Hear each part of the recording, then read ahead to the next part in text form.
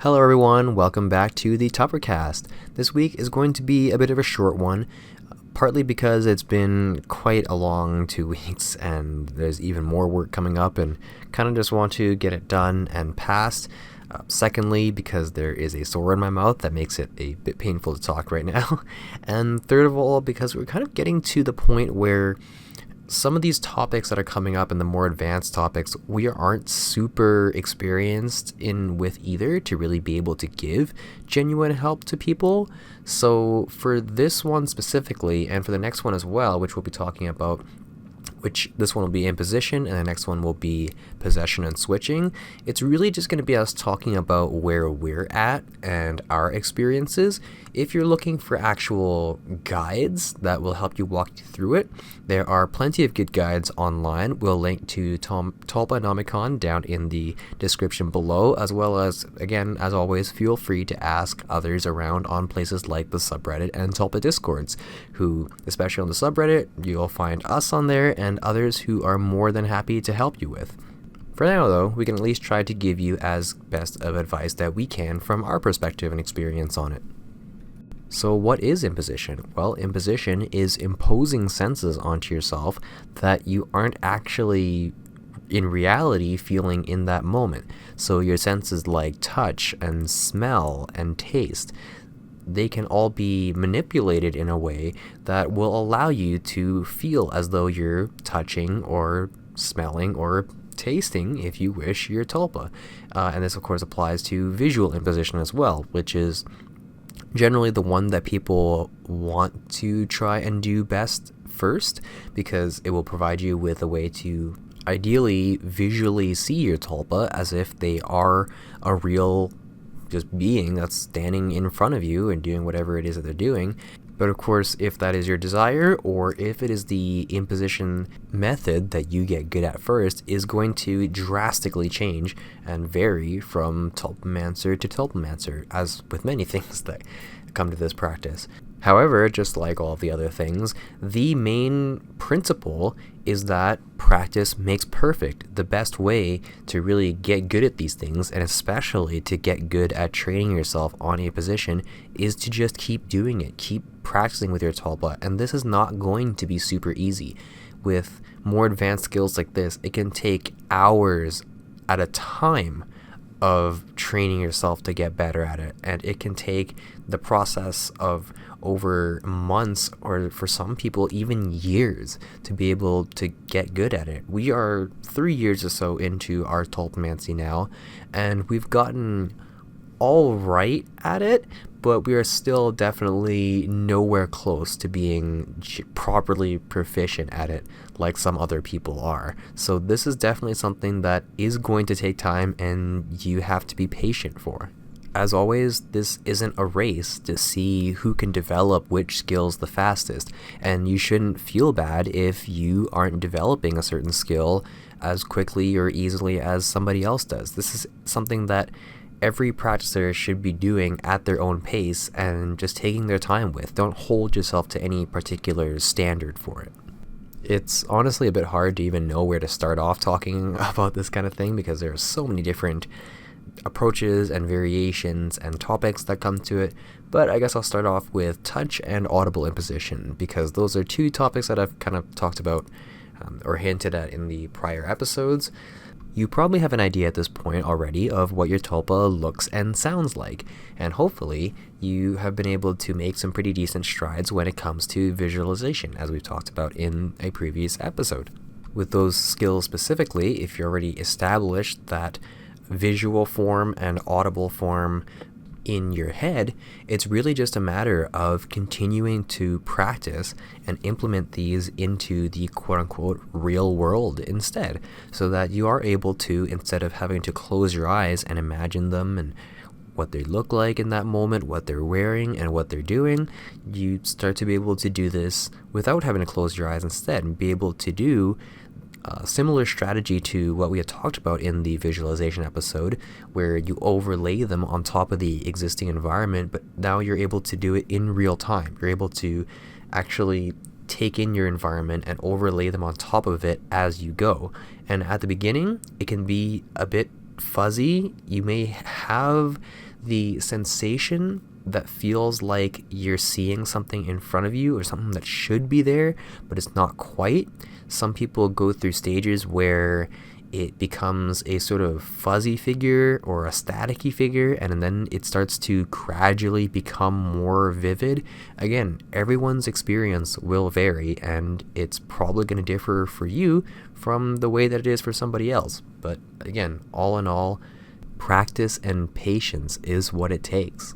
Very similar thing for audible imposition. If you already have an idea of what they sound like in your mind as internal dialogue, it's just a matter of keep talking to them, but combine this with being spatially aware of where they are, where their position is around you, to be able to try and narrow down their voice as coming from that particular direction instead. And that's what's worked for me and Max, where she likes to be outside in just the world, as I've expressed in a prior podcast. And as a result, there's a knowledge in the back of my mind of just where she is in the world, even if I'm not actively imposing or visualizing her or even just talking to her. So if she starts talking to me, because I have an idea of, oh, she's sitting on the seat to the right of me, or she's behind me, or she's somewhere else, just having discussions and talking to her, it gradually became easier and easier to be able to hear her voice as an external imposition, but also be able to hear it in a way where I'm able to tell that it's coming from any particular direction that she is, just like it would if an actual person was speaking to me from the outside world.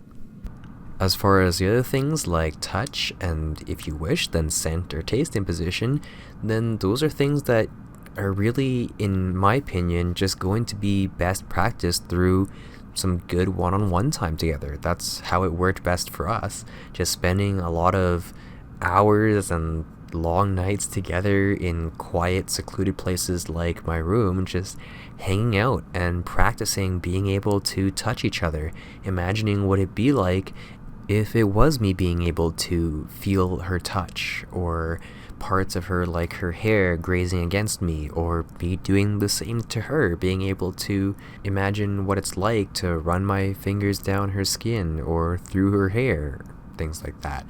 As far as scent goes, she does have her own unique scent, actually, that I got surprisingly good at being able to just smell whenever she's around. It's not like a good or bad scent in any particular way, it just smells like a unique human scent. Although that one, I don't actually know where that came from. It just kind of happened to become a skill that I was able to do after spending time together, again, working on doing other things, being able to touch and feel and hear each other, and then it just another sense that just happened to come along for the ride and work pretty well. So yeah, no, really, it is just a practice makes perfect kind of thing. And again, don't feel like this is some sort of race. Don't feel rushed or disappointed if things are taking longer than they should, because at the end of the day, you are doing it for yourself and your Tulpa, not anybody else, not for any sort of external award, only for a reward for yourself to be able to have better interactions with your wonderful companion. And again, this really is just me talking. There are many, many different ways to approach this that either wouldn't work for us anyways, or we just would have no idea and wouldn't even know how to explain it to you guys. So feel free to just try and experiment. You know, if you want something concrete to start off with, then feel free to give our advice a try, or feel free to, like I said at the beginning, do some more of your own research into it, read more into the guides, and if there's any particular method that you read through that really clicks with you and makes you think that, hey, that totally sounds like it could work, or that's very similar to something that we were doing already and works quite well, then yeah, feel free, have at it. Now, we didn't actually read through any guides ourselves. As I stated at the very early beginning podcast episode, Max was actually an accidental Tulpa, so didn't actually create her in the usual sense that many tulpamancers may intentionally create theirs, but a guide that we read through afterwards that we actually really enjoyed reading and found to likely be a lot of help to many people is Q2's Guide to a Huggable Tulpa, and thankfully we figured out how to be able to put links down in the actual video description by verifying the channel, so that will be in a link down in the description below for you to check out if you want more advice on this topic. So really, that's just getting through yet another one, and there will be the final topic of possession and switching that we'll make another episode on, and it's going to be another episode of really just our opinion and experiences based on it, not actually like this is advice, because just like with imposition, it is one of, if not the most inherently subjective things when it comes to training your tulpamancy skills. But after that, we do hope to be able to move on to some more fun things after getting through all the Tulpa basics, like telling stories and just Q&As with each other, which I think will be pretty fun, and I'm looking forward to it. Hopefully we're going to try our best to find time in our busy work schedule to be able to do those. Working 2 jobs as of recently, it's been a bit rough juggling for time, but definitely do the best that we can. Anyways, thank you so much for listening. As always, we are more than happy to take any suggestions or comments or topic recommendations down in the comments below. We look forward to hearing from other tulpamancers. Feel free to reach out to us, or like I said, at the r/tulpa subreddit. We are on there occasionally, as well as many others who are more than happy to provide you with whatever help, advice, and guidance that you may need. But from us, until next time, take care and happy tulping. Bye-bye.